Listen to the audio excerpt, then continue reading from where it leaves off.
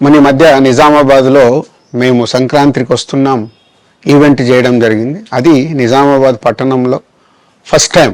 ఇంతకుముందు ఎప్పుడు మన దగ్గర సినిమా ఈవెంట్స్ పెద్దగా జరగవు.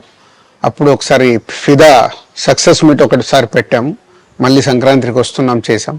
అంటే ఆ నిజామాబాద్తో నాకున్న అనుబంధం అలాంటిది.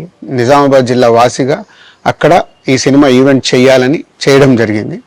పోతే ఆ ఈవెంట్లో నేను మన కల్చర్లో ఉండే మన దావత్ గురించి, మటను తెలగలు గురించి సంబోధించాను.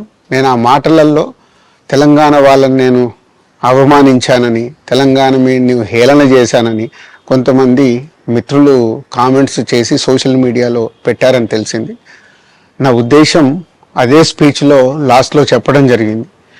తెలంగాణ మన కల్చరు, మన దావత్తు నేను మిస్ అవుతున్నాను. సంక్రాంతికి 2 సినిమాలు రిలీజ్ అయ్యాక మన తెలంగాణ కల్చర్ దావత్ని నాకు చేసుకోవాలని ఉందని. సో మన కల్చర్ని అభిమానిస్తాను నేను. అదే అర్థం చేసుకోకుండా దాన్ని కొందరు సోషల్ మీడియాలో రాద్ధాంతం చేస్తున్నారని తెలిసింది. నిజంగా మీరందరూ ఆ మాట వల్ల ఏదైనా హర్ట్ అయి ఉంటే నన్ను క్షమించండి, ఎందుకంటే నా ఉద్దేశం అది కాదు. ఎందుకు చెప్తున్నానంటే, నేను నిజామాబాద్ జిల్లా బాన్సువాడలో ఫిదా అనే సినిమా షూటింగ్ చేసి ప్రపంచవ్యాప్తంగా ఆ ఫిదా సినిమా ఎంత అప్లాజ్ వచ్చింది, భానుమతి క్యారెక్టర్కి, మన తెలంగాణలో ఉండే కల్చర్కి ఆ సినిమా ఎంత ఒక ఫ్యామిలీ ఎమోషన్స్కి ఎంత విలువ ఇస్తామనేది చెప్పడం జరిగింది ఆ సినిమాలో.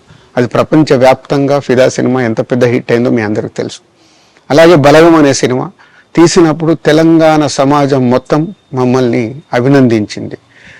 తెలంగాణ ప్రజలందరూ ఆ సినిమాను ఆదరించి ఇది మా సినిమా అని గుండెలకు హత్తుకున్నారు. అన్ని రాజకీయ పార్టీలు ఆ సినిమాని అప్రిషియేట్ చేస్తూ మమ్మల్ని ప్రతి ఒక్క స్టేజ్ దగ్గర తీసుకెళ్ళి అభినందించారు, అన్ని రాజకీయ పార్టీలు.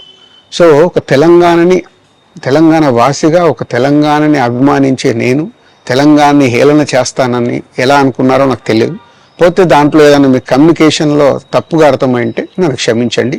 మీ మనోభావాలు ఆ కొందరు ఎవరైతే దెబ్బతిన్నాయని అనుకుంటున్నారో వాళ్ళందరికీ నా విజ్ఞప్తి, మీ మనోభావాలు దెబ్బతింటే నన్ను క్షమించండి.